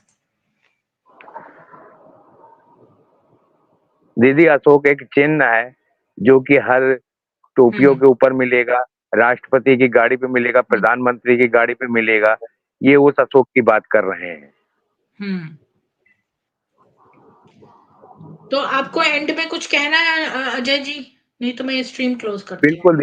बिल्कुल दीदी, कि मैं उन बहनों और भाइयों से बोलना चाहता हूँ कि जो अपने दुख में अंदर समेट के बैठे हुए हैं, वो अपना दुख समेटे हैं, बहुत अच्छी बात है वो दुख समेटे हैं, लेकिन दूसरे की घर गृहस्थी और जो दुख तकलीफें मिल रही हैं उसके लिए खुल के सामने आए। अगर वो ऐसे ही चुपचाप बैठ जाएंगे तो आपके इस चुपचाप के पीछे कई घर टूट जाएंगे, कई घर बिखर जाएंगे। अगर वो सच्चाइयों को आपने समय से उजागर कर दिया तो आपको इतने बड़े पुण्य मिलेंगे उन घरों को बचाने के लिए कि आप स्वर्ग क्या, आप मोक्ष को प्राप्त हो जाएंगी। जो ये बोलते हैं 84 जन्म तक, तो वो 84 जन्म तक आप ऊपरी रहेंगी। अगर ये मन में आप श्रद्धा लेके आएंगी तो आपको मोक्ष और स्वर्ग का नजारा बिल्कुल मिलेगा। तो इसलिए आप सभी से रिक्वेस्ट है कि आप सब लोग इस टीम में आए और सभी परिवार को बचाएं और उनके बचाने में सहयोग प्रदान करें। धन्यवाद जी, धन्यवाद अजय जी, इतना अच्छा आपने बोला है इस बारे में कि सब लोगों को चाहिए कि वो अपना-अपना योगदान करें। देखिए, जब स्वतंत्रता का समय वो आया था जब अंग्रेज़ों के साथ, तो सब सनातनियों ने मिलके जो है अपने-अपने गहने वहाँ उस योगदान में दिए थे। तो मेरे को मेरी हिस्ट्री मैडम ने बोला था बचपन में, छुटपन में कि आप लोग जो पूरी क्लास में कितने बच्चे हैं जो अपनी-अपनी चीज़ें देंगे? तो मैंने अपना हाथ खड़ा किया था। तो ये वही समय है। क्या आप लोग आके जो है सच्चाई का साथ देंगे, सत्य के मार्ग, क्योंकि देखिए ईश्वर जो है वो सत्य स्वरूप है। ईश्वर का स्वरूप सत्य है। तो जब आपको सत्य की राह पे चलेंगे तो आपको ईश्वर अपने आप मिल जाएँगे। तो आप ये मत देखिए कि कौन क्या कह रहा है, कौन किस रिलिजन में है, कौन क्या है। आप तो बस सच को फॉलो करते रहिए, सच आपको जिस भी तरफ ले जाए वहाँ जाइए। बस, और आप सच दीदी। का साथ दीजिए। हुँ। दीदी मैं एक लास्ट में और बोलूंगा कि उन बहनों से मैं हाथ जोड़ के रिक्वेस्ट करूंगा सभी दुखी वालों की तरफ से कि वो बहनें, इनकी संस्था भी नारी से भरी हुई है। आप सब नारियां जब इकट्ठे आएंगी तो आप एक भारत की नारियां हैं, वो भी एक भारत की नारियां हैं। तो आप ही हुई रास्ते को, कठिन रास्ते को सरल रास्ते में ला सकती हैं जब नारियां नारियां के साथ बोलेंगी जिसका ये फायदा उठा रहे हैं। अगर हुँ। आप सब खुल के बहनें आएंगी तो देश में कुछ एक ऐसा समय आएगा कि आपकी सुनी जाएगी। और जिसके बल पे ये दबा रहे हैं, ये घरों को बर्बाद कर रहे हैं, तो आप खुल के सामने आए, आप खुद स्वर्ग में जाएंगी। अगर ये दिल और दिमाग में अपने ला के बोलेंगी तो वो दिन दूर नहीं है कि जब आप एक देश शुद्ध सनातन बनेगा और सनातन धर्म की विजय होगी, तब आपको गर्व महसूस होगा। इसी के साथ मैं पूर्ण विराम लेता हूँ। धन्यवाद। धन्यवाद अजय जी। और मैं सब लोगों का को जो पैनल पे आए और अपने-अपने विचार रखे, उन सबका धन्यवाद करती हूँ। आप सभी से विनती करती हूँ कि स्ट्रीम को ज़्यादा से ज़्यादा शेयर करिए। आपका जो है हम सबका थोड़ा-थोड़ा गिलहरी प्रयास से बहुत लोगों का जीवन में बहुत बहुत ट्रांसफ़ॉर्मेशन आती है। आप सोचिए कितने सारे बीके की बहनें होंगी, जो सुसाइड करने की सोच रही होंगी और उन्हें अचानक से हमारे चैनल पे बातें दिखेंगी, तो सोचेंगी वो अकेली नहीं हैं, हम सब उनके साथ हैं। तो ऐसी बहनें जो वहाँ पर डिप्रेस्ड हैं, जिनको इन लोगों ने दबा रखा है, वो सब हमारा चैनल देखेंगी, इसलिए आपका धर्म बनता है इसको ज़्यादा से ज़्यादा लाइक करें, शेयर करें, और आप सभी को धन्यवाद देखने के लिए। जय सनातन वैदिक हिंदू विश्व, जय श्री राम। कल फिर मिलते हैं ऋग्वेद में। राम राम।